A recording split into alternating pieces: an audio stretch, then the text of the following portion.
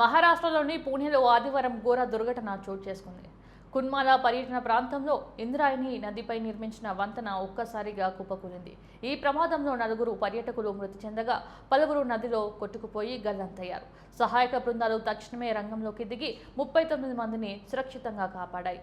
గల్లంతైన వారి కోసం ఎన్డీఆర్ఎఫ్ బృందాలు యుద్ధ ప్రాతిపదికన గాలింపు చర్యలు కొనసాగిస్తున్నాయి. గత 2 రోజులుగా కురుస్తున్న భారీ వర్షాలకు నది ఉధృతంగా ప్రవహిస్తుంది. ప్రమాద సమయంలో వంతెనపై అధిక సంఖ్యలో పర్యాటకులు ఉన్నట్లు సమాచారం. మృతుల కుటుంబాలకు 5 లక్షల చొప్పున పరిహారం అందిస్తామని, గాయపడిన వారి చికిత్స ఖర్చులను ప్రభుత్వమే భరిస్తుందని ముఖ్యమంత్రి దేవేంద్ర ఫడ్నవీస్ ప్రకటించారు. వంతెన శిథిలావస్థకు చేరటం, సామర్థ్యానికి మించి జనం ఉండటమే ప్రమాదానికి కారణమని ఉప ముఖ్యమంత్రి అజిత్ పవార్ తెలిపారు. ఇదే ప్రాంతంలో 8 కోట్లతో కొత్త వంతెన నిర్మాణానికి ఇప్పటికే ఆమోదం లభించిందని ఆయన వెల్లడించారు. రాష్ట్రంలోని అన్ని నది వంతెనల నిర్మాణ నాణ్యతపై తనిఖీలు నిర్వహించాలని మరో ఉప ముఖ్యమంత్రి ఏక్నాథ్ షిండే ఆదేశించారు. సమగ్ర విచారణ జరిపి బాధ్యులపై కఠిన చర్యలు తీసుకుంటామని ఆయన స్పష్టం చేశారు. ప్రధాని నరేంద్ర మోదీ, కేంద్ర హోంమంత్రి అమిత్ షా ఈ ఘటనపై దిగ్భ్రాంతి వ్యక్తం చేసి మృతుల కుటుంబాలకు సంతాపం తెలిపారు. సహాయక చర్యల గురించి సీఎం